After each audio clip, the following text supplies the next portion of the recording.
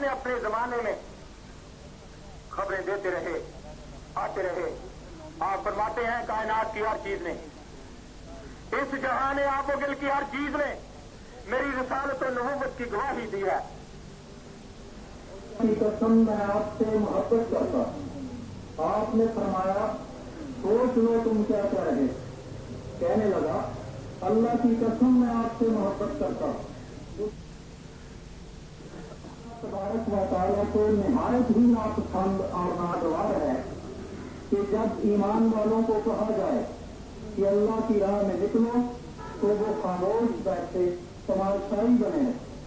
اللہ تبارک و تعالیٰ نے فرمایا یا ایھا الذین آمنوا اذا ما لکم اذا قیل لکم انفروا فی سبیل اللہ اثاقلتم الی اللہ۔ اے ایمان والو، مجھ کو اپنا پروردگار ماننے والوں، بتاؤ تو صحیح بھلا تمہیں کیا ہو گیا ہے کہ جب تمہیں یہ حکم دیا جاتا ہے کہ اللہ تعالیٰ کی راہ میں نکلو تو تم زمین میں دبے جاتے۔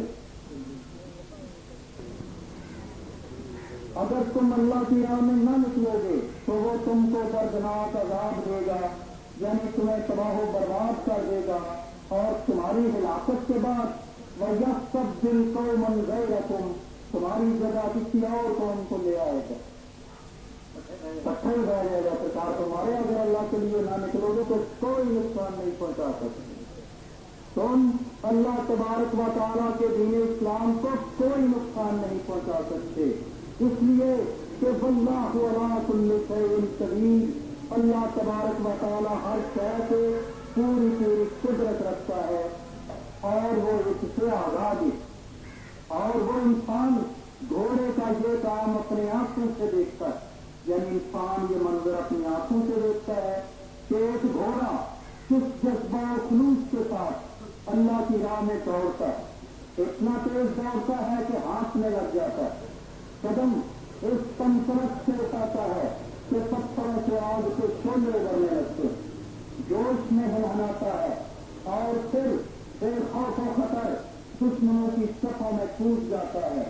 یہ سب کچھ دیکھ کر بھی اے انسان تو میری راہ میں کیوں نہیں نکل؟ یقیناً تو بہت ہی نہ ٹھکرا مرغا بے شرمات القبور۔